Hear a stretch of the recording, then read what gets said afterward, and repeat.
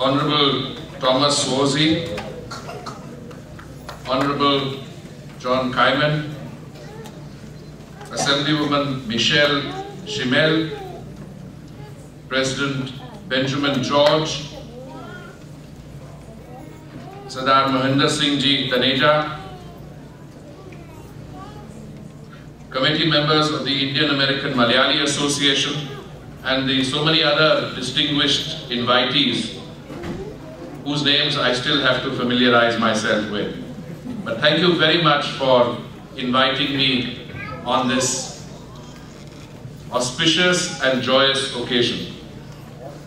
I must confess that partly because I have lived outside the country for most of the 35 years that I have been a member of the Indian Foreign Service, one of my eternal regrets has been that I have not been able to visit God's own country, Kerala.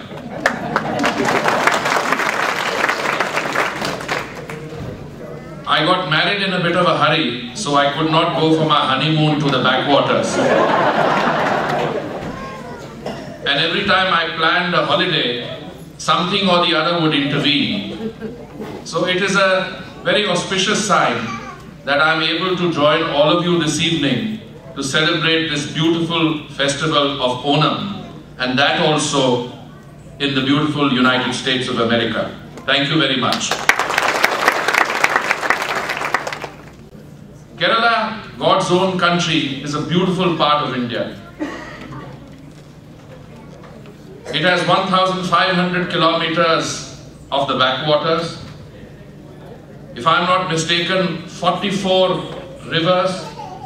It is lush green, and it has registered progress in social development, which makes many other parts of India somewhat envious. But let me first come to the social development progress. Life expectancy of a male American is 72 years. That of a male Keralite is 70 years. The literacy rate in the United States is 95%. In Kerala, it is 99%.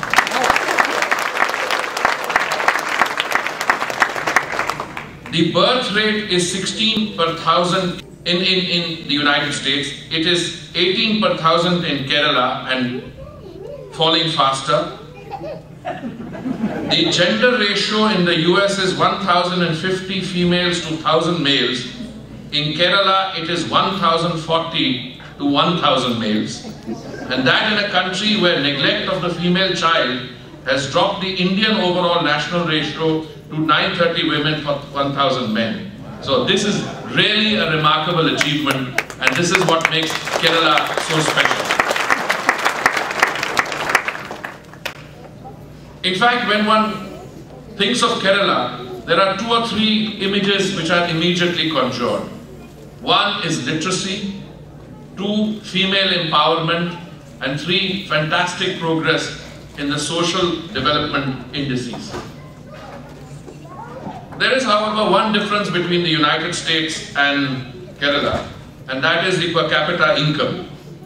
I think it's about 70 times higher in the United States, but give our friends a little time with the kind of energy that they have, they'll narrow that gap considerably. I have no doubt. Thousands of years ago, the Indian astronomer Aryabhatta discovered thousands and thousands of years before Western science had been able to figure this out, that the Earth was actually round, that it rotated on its axis, and what explained present-day astronomy.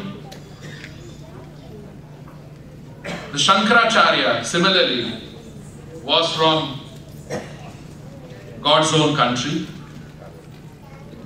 I could go on citing a large number of very prominent individuals. The painter Raja Ravi Verma in the 19th century. There were people who came to Kerala, Jews seeking protection from the persecution from the Romans. Islam came to Kerala long before it came to the north as part of